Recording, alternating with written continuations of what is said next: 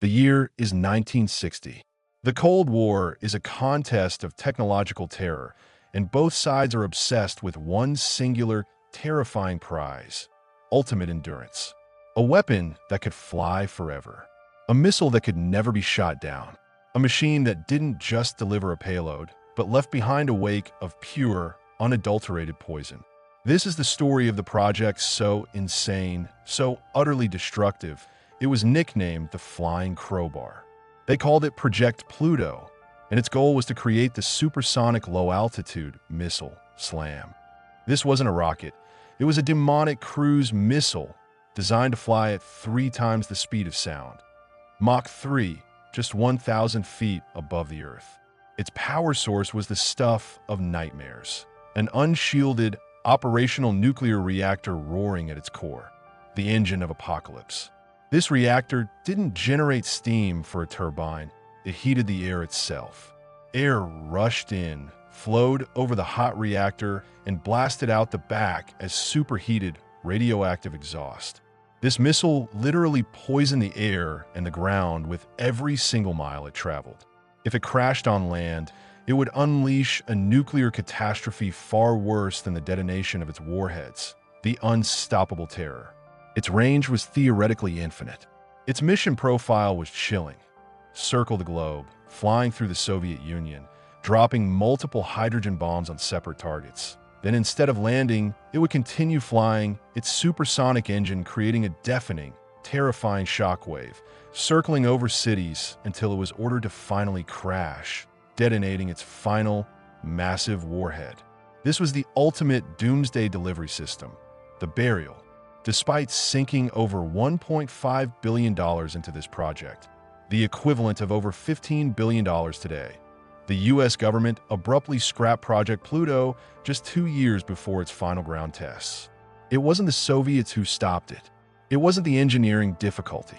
The unanswerable question that killed this program was a single, chilling ethical and logistical dilemma.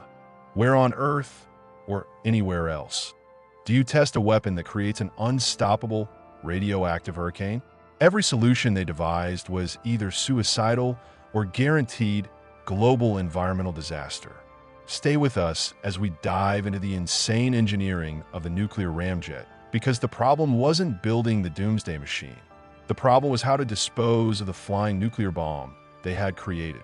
The heart of Project Pluto was one of the most brilliant and terrifying pieces of propulsion technology ever conceived, the nuclear ramjet. To understand its genius, you must first understand the limits of conventional flight. Chemical fuel is heavy. To fly at Mach 3, you burn fuel so fast that your range is severely limited. The problem for Cold War strategists was that a missile couldn't carry enough chemical fuel to hit all targets across the vastness of the Soviet Union. The solution, proposed by engineers at the Lawrence Radiation Laboratory in California, was to eliminate chemical fuel entirely. The ramjet itself is a simple concept.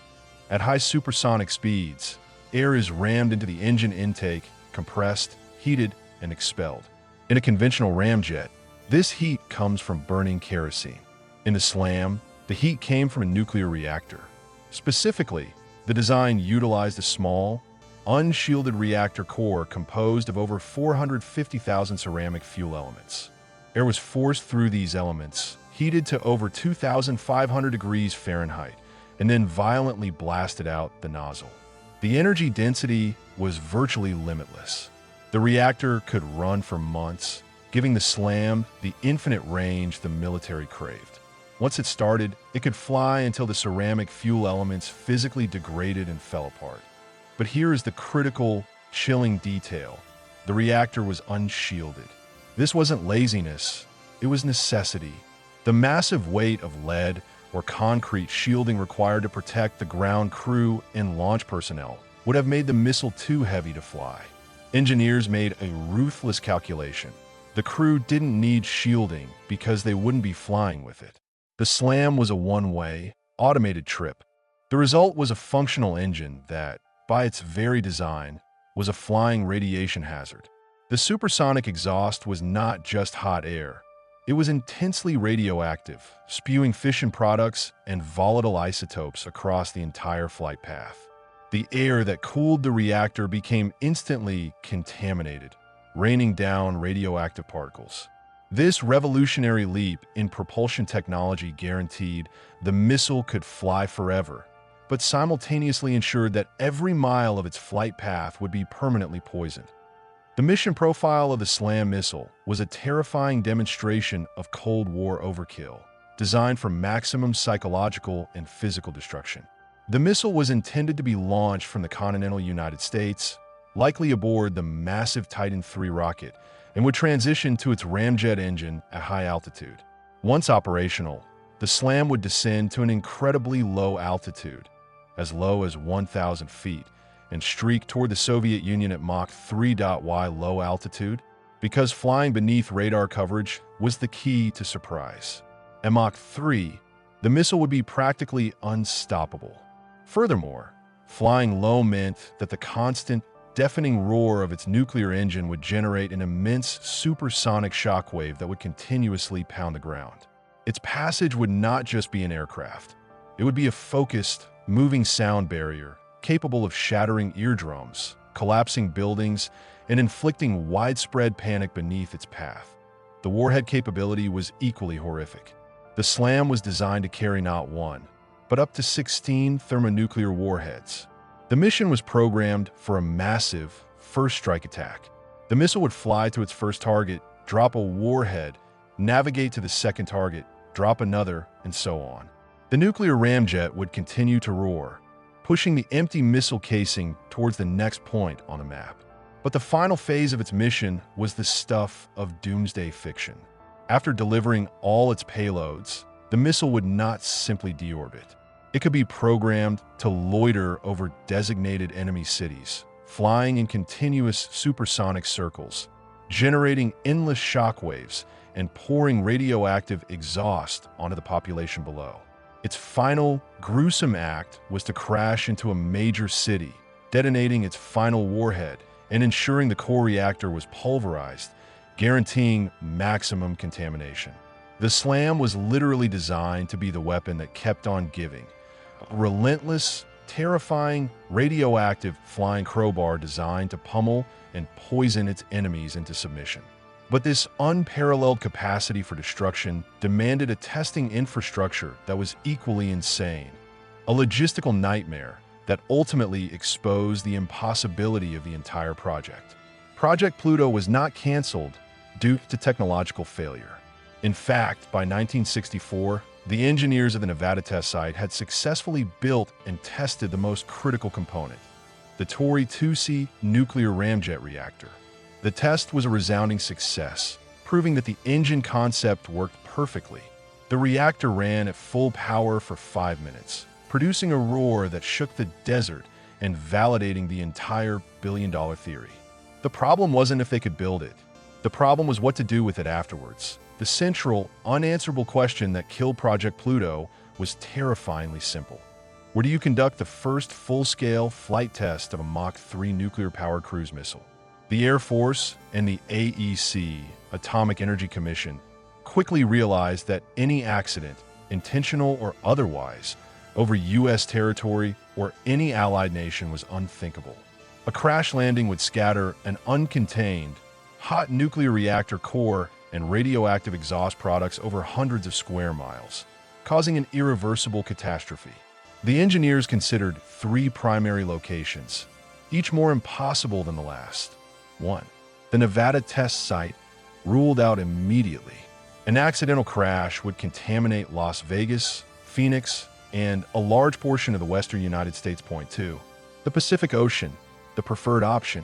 Launch over the Pacific and fly the missile in a figure-8 pattern over remote, uninhabited areas, ultimately crashing it into the deepest part of the ocean, where the radiation could be contained by the sheer volume of water. Point 3. The Arctic, proposed as a remote crash zone, but logistical support and international treaties made this unfeasible. The Pacific crash plan was the only viable option, but presented an insurmountable risk. What if the missile failed and flew off course? Its infinite range meant that a navigation failure could send the uncontained, supersonic, radioactive nightmare heading toward Hawaii, the west coast of the U.S., or even Japan. The potential for a global public relations disaster, environmental catastrophe, or even an accidental act of war was simply too great. The engineers had created an unstoppable weapon so dangerous they could not, with any confidence, guarantee its containment. They had successfully engineered the world's most terrifying war machine, only to realize they had simultaneously engineered the perfect, uncontrollable environmental disaster.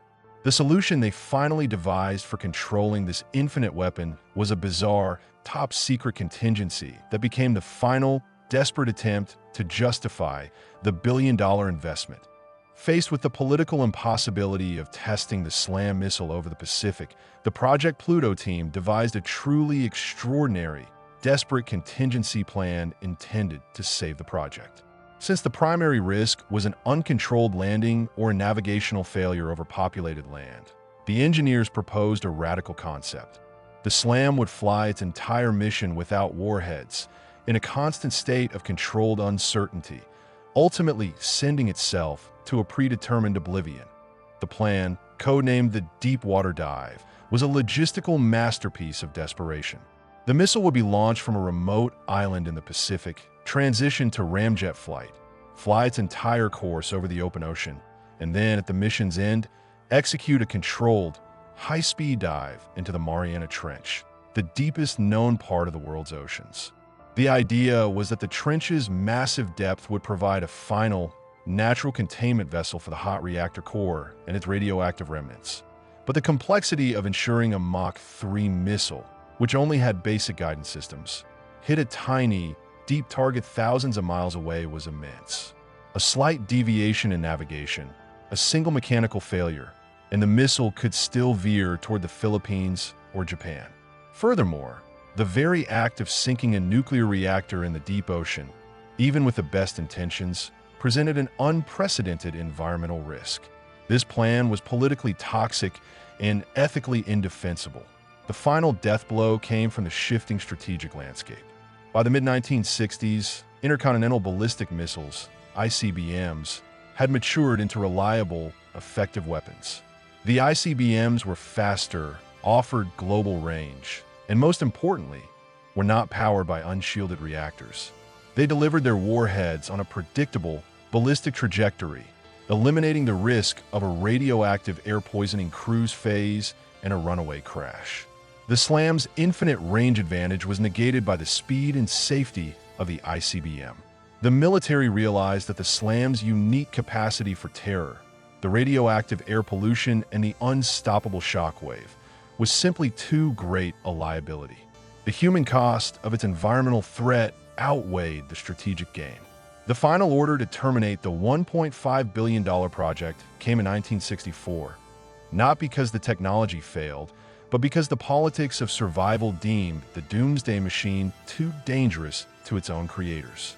But the reactor core they tested was an engineering marvel, and its fate after the cancellation is a deeply unsettling story of a nuclear heart that was simply too hot to handle. Before Project Pluto was canceled, its engineers achieved a monumental, terrifying success. They had to prove unequivocally that the nuclear ramjet engine was not just a theoretical concept. That proof came in the form of the Tory 2C reactor, the final, most powerful test article built at the Nevada test site in Area 401. This was the nuclear heart of the Flying Crowbar. The Tory 2C was immense. A cylindrical reactor about 5 feet in diameter and 4 feet long, consisting of nearly 500,000 ceramic fuel elements. It was mounted on a massive, specially built railroad car, connected to a complex system of compressed air tanks. The test could not use ambient air intake, as that would risk uncontrolled contamination. Instead, they built a gargantuan air storage facility capable of providing the sustained, high-pressure airflow that simulated Mach 3 flight conditions. This entire setup, the railcar, the massive air tanks, the reactor, was nicknamed the Hot Rod Rig. The final, decisive ground test took place in 1964. For 5 full minutes, the Tory 2C was brought to full power. The reactor core generated an immense amount of heat, simulating the conditions of a Mach 3 cruise missile. The roar was cataclysmic.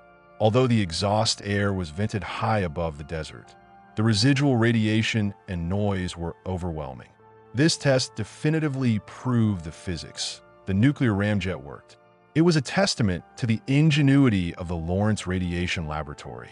However, the success was immediately overshadowed by the very problem it exposed: containment. After the 5-minute run, the Tory 2C reactor was intensely radioactive and dangerously hot. It cannot simply be cooled and shipped. The entire test environment, including the reactor, the test car, and even the air control systems, was rendered radioactive. The engineers had successfully created an engine of infinite range, but in doing so, they had also created an uncontrollable static radiation source. The logistical challenge of safely handling and storing the hot rod after a successful test run was almost as terrifying as the prospect of an uncontrolled flight. The very success of Tory 2C highlighted the absurdity of trying to launch such a weapon and retrieve its highly contaminated remnants. The engineers had proved they could build the perfect killing machine, but they had also created a nuclear waste problem so intense and so immediate that it became the final bureaucratic nail in Project Pluto's coffin. The greatest, most enduring fear surrounding Project Pluto was the environmental hazard inherent in its design. The nuclear ramjet operated by heating ambient air directly. This means that the fission products, the radioactive isotopes created during the nuclear reaction, were not contained. They were continuously mixed with the exhaust air and spewed out the back of the missile, creating a massive, invisible, and lethal trail of contamination. Experts estimated that a single flight path across a continent would deposit a concentration of gamma and beta emitters that would make the land directly beneath the missile uninhabitable for months or even years. The supersonic speed and low altitude compounded the problem. The immense turbulence created by the Mach 3 shockwave would scatter the radioactive particles widely, creating a contamination footprint much larger than the missile itself. The potential damage to friendly or neutral countries in the event of a navigational error was catastrophic. Imagine a radioactive scythe slicing across the globe, a weapon that did not require a warhead detonation to cause mass casualties and long-term environmental disaster. The Air Force had to grapple with the fact that they were designing a weapon that was inherently destabilizing, not just militarily, but ecologically. Even the testing phase posed existential risks. If a ground test accidentally vented without proper filtration, it could have contaminated the local environment severely. The engineers had to design sophisticated venting and containment systems even for the ground-based Tory 2C.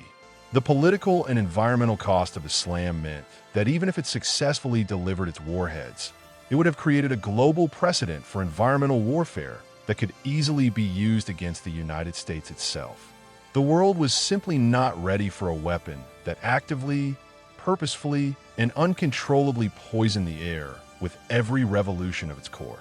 The political backlash was growing, but the military had one final, desperate defense for their Doomsday Machine, a theoretical advantage that they claimed would change warfare forever, but which ultimately became the final piece of strategic redundancy that killed the project in the military's defense. Project Pluto was more than just a means to deliver warheads. It was a technological demonstration of absolute, unkillable redundancy. The SLAM's unique features were designed to overcome every defense the Soviet Union could possibly field in the 1960s. First, the speed and altitude.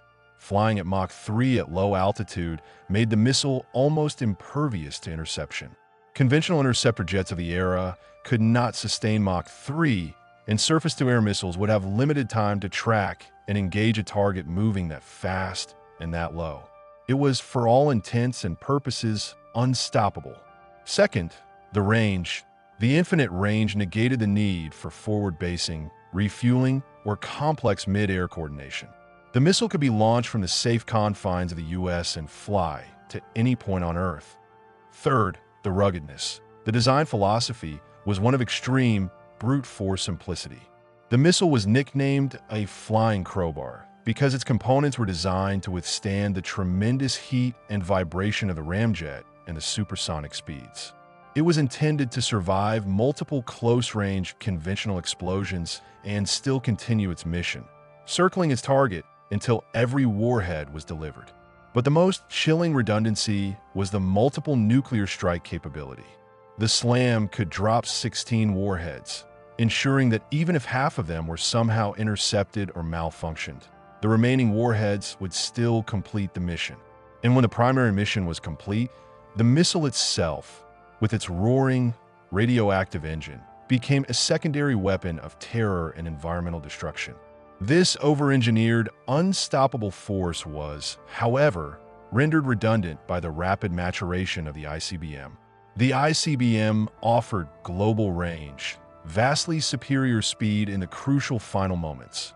Re-entry speed was Mach 20 plus, and, most importantly, a predictable, contained trajectory.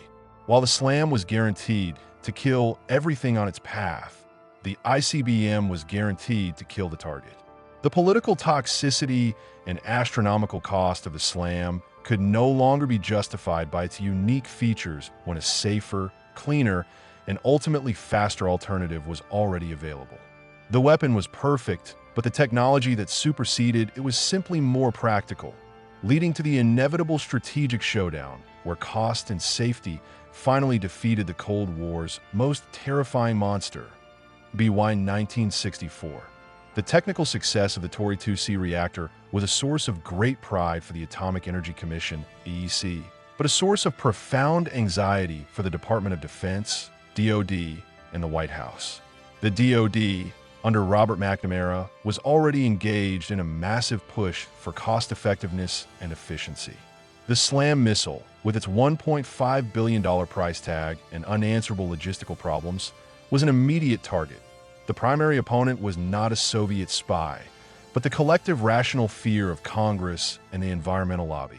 The sheer ethical burden of creating a weapon that poisoned the air was proving too heavy for the political system to bear. Congress began to stall funding, demanding impossible guarantees that the missile could be tested and controlled without risk to the global environment. The final cut came in July 1964. The decision was not announced with fanfare. Rather, it was a quiet, bureaucratic order from the DoD and the AEC to cease all work on the SLAM missile component while continuing basic research on the ramjet reactor itself, a face-saving measure to avoid admitting a total strategic failure. In reality, the project was dead. The Air Force had lost the argument.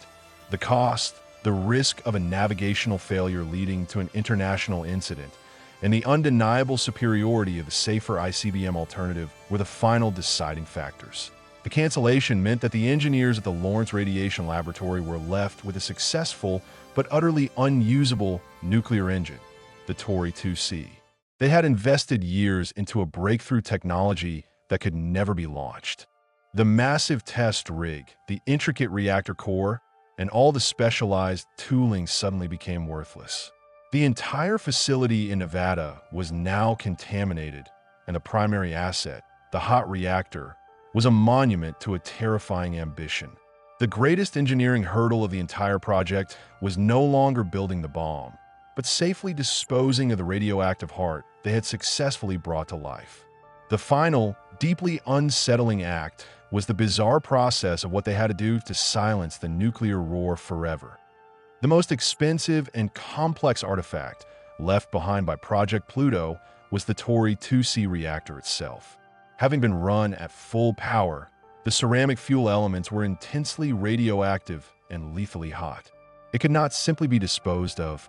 This successful piece of military technology immediately transformed into a massive, highly dangerous piece of nuclear waste. The process of deactivating and storing the Tory 2C was complex and required unprecedented measures. First, the massive reactor and its railcar assembly were remotely dismantled, using specialized, thick-walled chambers to protect the technicians from the crippling radiation. The entire assembly was too large to simply seal away. The reactor core, the ceramic heart of the nuclear ramjet, was placed inside a heavily shielded containment cask. This was the flying engine that was designed to run forever, now forced into permanent, silent sleep. The fate of this technological marvel was sealed. It was moved to the Nevada Test Site, NTS, containment area. Specifically, the Tory 2C reactor core, along with other highly contaminated components from the test, was buried deep underground in a controlled, sealed shaft at the NTS. The exact location and the precise methods of its burial remain highly sensitive, a final, physical acknowledgement of the danger inherent in Project Pluto. The $1.5 billion investment was literally buried in the desert, a silent monument to the strategic limits of engineering ambition. The lesson was complete. The military had created an engine of infinite endurance, but its byproduct was infinite contamination. The technology was a success. The weapon system was a catastrophic strategic and ethical failure. The entire infrastructure of Area 401, built specifically to test the nuclear ramjet, was slowly dismantled and decontaminated. The massive air storage tanks, which powered the 5-minute roar of the Tory 2C, were left as strange, silent metal giants in the desert, rusting monuments to the project that dared to poison the sky.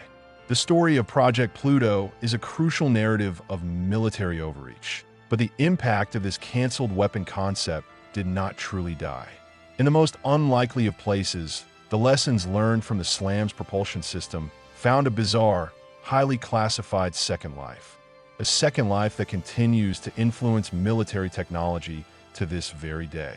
The abrupt cancellation of Project Pluto in 1964 meant the SLAM missile would never fly. The Tory 2C reactor was entombed in the Nevada desert. But a technological breakthrough of this magnitude does not simply vanish. The lessons learned, the complex engineering data, and the metallurgical advancements achieved during the development of the nuclear ramjet were too valuable to be discarded. The immense scientific knowledge gained from forcing air through 500,000 ceramic fuel elements at thousands of degrees Fahrenheit was immediately absorbed into the military's most classified black projects. While the Air Force abandoned the weapon system, the propulsion concept was subtly repurposed. Specifically, the high-temperature ceramic materials and the knowledge of how to manage extreme thermal stress became vital to the next generation of high-Mach aircraft and hypersonic research. The sheer stability required to keep the Tory 2C from melting itself provided engineers with invaluable data for building future conventional ramjets and scramjets designed for speeds of Mach 5 and beyond. The SLAM's failure to fly ultimately fueled the success of later, less radioactive, and less politically explosive high-speed flight programs. Furthermore, the logistical and engineering protocols developed for remotely handling and dismantling the intensely radioactive Tory 2C became the foundation for future nuclear remediation efforts. The specialized railcar, the complex compressed air system, and the heavy containment vessels represented a pioneering, if terrifying, era in nuclear safety procedures. The abandoned project gave birth to an entirely new, highly classified field of expertise, the safe burial of highly successful, yet politically impossible technology. The failure of the SLAM did not stop the pursuit of speed. It simply removed the radioactive core from the equation, forcing engineers to find non-nuclear ways to achieve the extreme propulsion that the ramjet concept had promised. But the most chilling philosophical legacy of Project Pluto is the moral and strategic red line it exposed, a line the military knew they could cross, but simply dared not. Project Pluto failed because it was the one weapon system that threatened its creators almost as much as its enemies. The ICBM race was a clean, binary contest, strike or be struck. The SLAM missile introduced a dangerous, self-destructive third variable, uncontrolled, environmental suicide. The military had developed weapons that were locally catastrophic, the atomic bomb. They had developed systems that were globally destructive, the hydrogen bomb. But the SLAM was unique because it was an agent of controlled, transient ecological disaster over its entire flight path. It wasn't just the final explosion, it was the entire journey. The ethical red line that the military refused to cross was the near certainty of widespread, long-term contamination of non-combatant areas, including potentially their own territory in the event of a launch failure. The political blowback from a single SLAM crash over the Pacific, contaminating fishing grounds or island nations, would have been insurmountable. The weapon was so inherently toxic that its deployment would have permanently stigmatized the United States as a nation willing to prioritize strategic goals over global environmental survival. The engineers' brilliance lay in solving the propulsion problem. Their failure lay in the geopolitical realization that infinite range means infinite accountability. Once the radioactive exhaust left the nozzle, the U.S. government lost all control over its consequences. This moral impasse was the final, unassailable argument against the project. It forced the U.S. to choose a less powerful, but strategically safer, method of delivery. Project Pluto stands as a crucial historical marker, a moment when the sheer, unbridled technological ambition of the Cold War ran headlong into the inescapable reality of global political and environmental consequences. The terrifying realization was not that the Soviets might shoot it down, but that the SLAM might shoot itself down and in the process irrevocably damage the entire planet's ecosystem, a risk no rational power could take. The cancellation of Project Pluto fueled a persistent and widespread mythology that continues to circulate in military and engineering circles. Because the project was officially terminated in 1964, but the key component, the Tory 2C reactor, was successfully tested, the idea that the project simply went black and continued development in secret became a powerful urban legend. This myth suggested that the military, unwilling to abandon the dream of infinite endurance, repurposed the SLAM into an unarmed reconnaissance drone, or, more sinisterly, secretly built a few working prototypes and stored them in underground bunkers, ready to be deployed in a final, desperate scenario. This narrative was largely driven by the sheer brilliance of the technology and the difficulty for many to accept that a working nuclear engine could be scrapped purely for political reasons. However, the reality of the Tory 2CS intense radioactivity makes this mythology unlikely. A reactor that hot requires continuous, massive maintenance, cooling, and handling infrastructure is impossible to hide in a simple underground bunker. The logistical footprint of a working nuclear ramjet would be immense and impossible to keep entirely secret for decades. The truth is found in the strategic shift to plutonium and thermonuclear miniaturization. While Project Pluto was underway, another branch of the AEC was perfecting lighter, more efficient thermonuclear warheads and compact nuclear power sources that did not rely on direct air cooling. This miniaturization effort made the massive, polluting SLAM obsolete. The actual payload, the bomb, was becoming lighter and easier to deliver via ICBMs, eliminating the need for the SLAM's expensive, apocalyptic engine. The myth of the secret SLAM persists because the sheer ambition of the technology is so compelling, a perfect example of a never-built dream that was too big and too terrifying to die entirely in the public consciousness.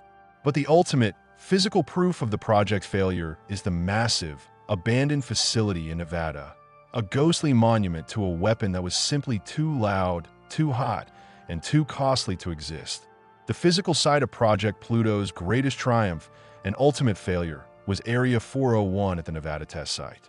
Today, it stands as a unique industrial ghost town, a powerful physical reminder of the project's staggering scale. The facility built to test the Tory 2C was immense. It included the vast, customized rail track where the hot rod rig sat, and most remarkably, the gigantic complex of compressed air tanks. These tanks, which provided the immense airflow to simulate Mach 3 flight, were colossal, intricate pressure vessels that dominate the desolate landscape. They stand silent today, rusting giants of a forgotten era. The entire environment of Area 401 had to be constructed to withstand the extreme noise and potential radiation of the Tory 2C test. Massive concrete berms, remote control bunkers, and specialized hot cells were built to manage the reactor. When the project was canceled, this highly specialized infrastructure was gradually decommissioned and sealed off. It was too specific to be repurposed for other nuclear tests. Today, Area 401 remains restricted, a landscape scarred by the technological ambition of the SLAM. It is a powerful example of a multi-billion-dollar investment that resulted not in a weapon, but in a vast, silent engineering museum. The abandoned facility serves as a stark reminder to engineers and military strategists. The logistical tale of a system, the infrastructure required for its testing, safety, and disposal, can often be the true, insurmountable cost. The Air Force had engineered a perfect missile, but the AEC was left with an imperfect radioactive junkyard. The ultimate strategic advantage, they discovered, was not power but portability, cleanliness, and the ability to disappear quickly, qualities the SLAM utterly lacked. And this leads us to the final, terrifying paradox of the Flying Crowbar. Project Pluto is perhaps the clearest example of a technology that was successfully designed to be too good, too powerful, and too unstoppable for its own era. Its creators solved the problem of infinite range, only to realize they had created a problem of infinite risk. The paradox of the SLAM missile is simple. It was the perfect weapon system that was simultaneously the perfect unusable technology. Its ability to fly forever was also its greatest vulnerability, as it meant an accident could create a persistent, uncontained disaster anywhere on the planet. The core strategic truth the U.S. government learned from Project Pluto was that in modern warfare, strategic restraint sometimes requires strategic retreat. The money saved from burying the SLAM was arguably the best money ever spent, as it prevented a diplomatic and environmental catastrophe. The SLAM was a chilling glimpse into a future of warfare where environmental destruction is as much a weapon as the warhead itself. It was the weapon that defined the very limits of what a superpower was willing to risk, not against its enemy, but against the fragile balance of the planet itself. The ultimate fate of the Tory 2C, the engine buried deep in the Nevada desert, is the physical realization of this moral line. The $1.5 billion nuclear nightmare was designed to terrorize the enemy with its unstoppable power, but it was ultimately stopped by the sheer impossibility of its own environmental cost. Project Pluto was designed to deliver 16 warheads and then, as a final act of terror, fly in circles, poisoning the air with its radioactive engine. This raises the ultimate, chilling question. If the SLAM had been fully deployed, do you believe the Soviets would have developed a similar, even more terrifying radioactive cruise missile? And would the environmental damage from both projects have caused more destruction than the warheads themselves? Join the discussion below.